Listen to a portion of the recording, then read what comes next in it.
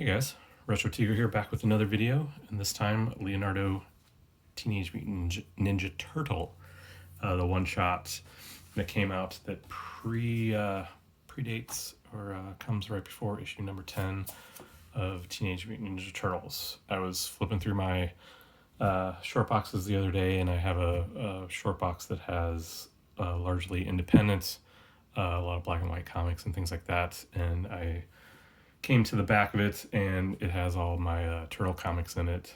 And so I picked a couple out and started flipping through it, and I had a kind of a rush of nostalgia for the turtles. So I thought I'd bring one up, flip through it, take a look at where the turtles came from, and yeah, just sort of giving you guys an idea of what's inside this one.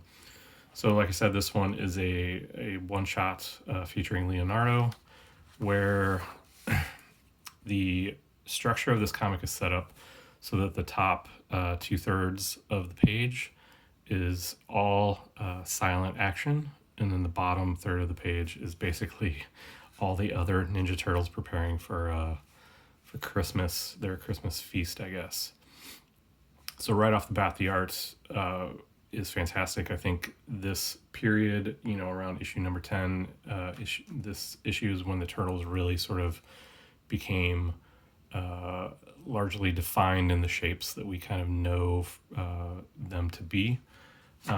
It's not quite so heavy on the line work and things like that, and the action sequences are really, really well done. So for instance, this one, you see a couple really well rendered foot soldiers get ready to do battle with Leonardo. So like I said, largely up top, Leo fights on his own, and he's just going through fighting the Foot Clan, while the other turtles and April are sort of getting the apartment ready for Christmas. So that's really the story. In terms of like structure and things like that, like I said, it's really, I don't want to say jaw-dropping. That's slightly dramatic, but for a black and white comic at this time, this may have been my first actual black and white comic. So to see shadows rendered in such a way, and just the action that's taking place, it's all clear, it's all crisp and concise. Again, the page structure was totally unique for me at the time. And yeah, we're just going to kind of flip through a few more of these pages. Leonardo has, he's fighting off basically all the Foot Clan. And towards the end, he finally gets away from them. And it's revealed that Shredder is back. And they're the rest of the turtles are wondering where he is. Then all of a sudden, Leo sort of crashes through, and it's left with him basically saying the Shredder is back, and to be continued in TMN number 10. And before I close this one up, the ads to some of these were really great, and then the pinup page with the alternate artwork and things like that. So this one shot is really great. If you can find this, I highly suggest picking it up. Like I said, it's one of the more defining moments, I think, in the early years of the Turtles in terms of their makeup and their design, and sort of how well they're rendered on the page. So that Leonardo goes straight into TMNT number 10, which is my favorite Ninja Turtles comic from, basically from the cover alone. This may be the first issue of TMNT that I ever bought off the newsstands or at my local comic book store. My local comic book store at the time, Comics, Cards, and More, rest in peace, he had just sort of opened up. And I believe the first thing I ever bought from him was a Michelangelo TMNT action figure. He was like the only place at the time where I could find them. I think they were sort of hobby shop, comic shop first, and then, obviously they blew up and you could find them anywhere. But I think the first thing I actually bought from him from his store was a TMNT Michelangelo action figure, but then this was probably a close second. followed by some back issues of the earlier issues, and then I kind of fell off TMNT somewhat quickly after this issue. Once they started blowing up, I kind of stopped following them a little bit. But yeah, issue number 10 picks up right where the one shot left off.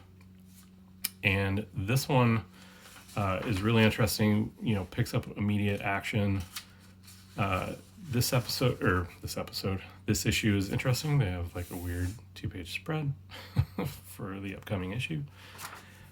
Because in the center of the book, when Shredder is sort of revealed in April's knickknack shop,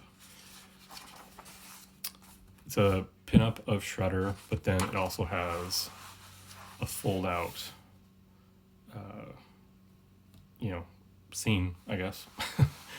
So Turtles on one side, Foot Clan creeping in from the other side. Especially love the guy that's like standing up here, Foot guy there.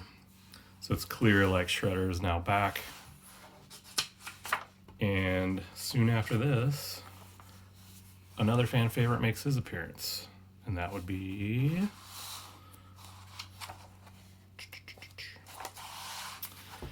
Casey Jones. I don't think this is his first appearance, but he definitely makes a dramatic appearance. So yeah, and through the rest of this, they clearly do battle, and fighting ensues, and then at the end of it, basically April's shop / apartment catches on fire, and the guys are forced to kind of beat tail out of the city, and that's where they're kind of left. So yeah, like I said, really great stories in these, really fantastic artwork. Definitely, again, like I said, defining moments for me in terms of black and white comics. From here, I would go on to pick up several other sort of black and white comics over the years, and because of this, these early issues of TMNT, I've always had a special spot in my heart for black and white comics, and I must have drawn, these turtles in various poses, dozens of times from the time that I picked these up till the time I eventually sort of got out of the turtles. But yeah, so that's about it. And then towards the end of this one, has a couple interesting things that I used to sort of gawk over. First is t-shirt iron-ons. You could order some t-shirt iron-ons, and then also what was really cool was the metal miniatures. I looked over this page several times wondering which ones I would get. I don't think I ever got any of them. I don't even know if I've seen them. They may have had some in the D&D shops growing up, but yeah, I would look at this and be like, well, I'd pick him from here and him from there, and well, I definitely want these two sets. So yeah, so quickly guys, that's about it. Those are my quick impressions, quick thoughts, quick trip down memory lane for TMNT. Though I don't really read TMNT, I've come back to them several times over the years, and I still really do love them as characters. I just don't really follow their exploits these days, other than like major movies or things like that. So yeah, that's about it for this one. Just kind of want to dig these out, get them down onto video, kind of show them off, and let you guys see what was inside the early TMNT comics. All right, guys, that'll do me for now. Thanks for coming. Thanks for subscribing. Thanks for leaving comments. I really do appreciate all the likes and comments that you guys have left. I feel great being a part of this community, and it's been pretty awesome. One word of note, this Friday, either on Tim the Comic Collector's channel or Super Russ's channel, we're going to have episode 3 of The Phantom Zone, which I'm super looking forward to. Can't wait for that. It'll probably be around Central Standard Time Friday night, this coming Friday. So check that out, and yeah, we'll see you in the next one. Thanks, guys.